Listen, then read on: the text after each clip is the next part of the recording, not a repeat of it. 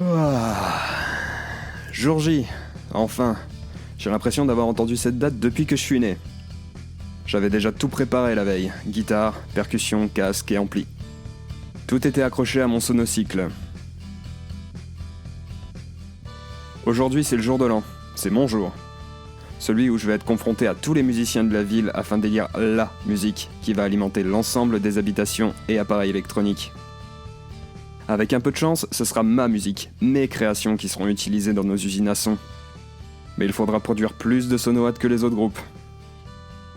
J'avais toujours été fasciné par ce processus naturel qui transformait l'émotion qu'on mettait dans des sons ou dans des paroles en énergie. Une énergie qui permettait de faire absolument tout. Faire pousser des plantes, alimenter nos machines, parfois même effectuer des actes qu'on qualifierait de magiques à certaines époques. Hop, une tartine, mon module de son, et c'est parti.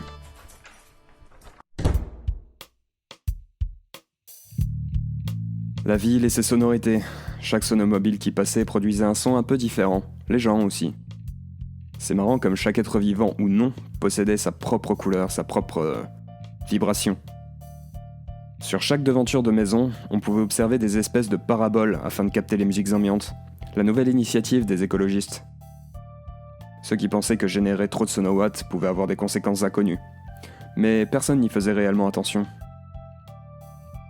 J'enfilai ma bécane et me mis à chantonner doucement dans le module vocal pour activer le moteur de l'engin. Direction le parc.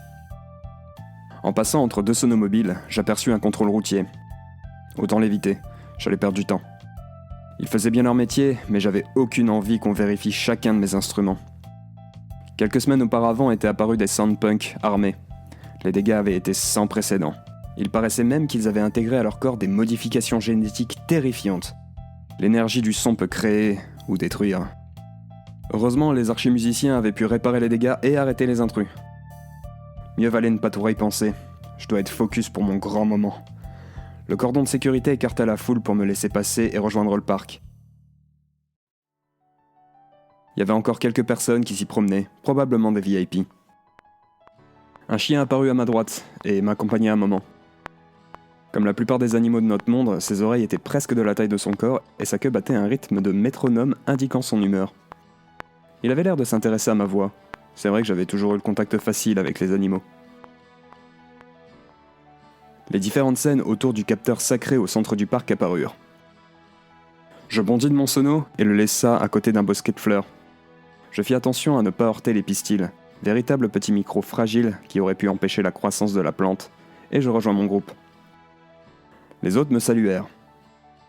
Hello. Hello. Hello. Hello.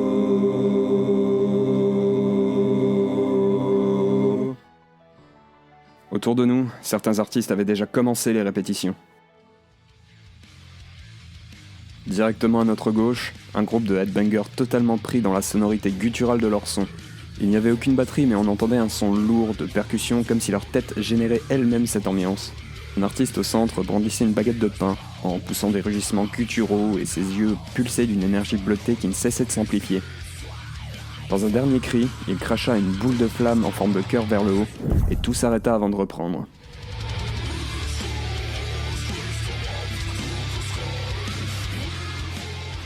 Un peu plus loin se trouvait le groupe de musique que tout le monde fuyait. Des VIP qui arrivaient chaque année à rejoindre le concours mais qui n'arrivaient jamais à rien. On les respectait pour leur rang et leur bienveillance, mais... comment dire ? Un point pour l'effort.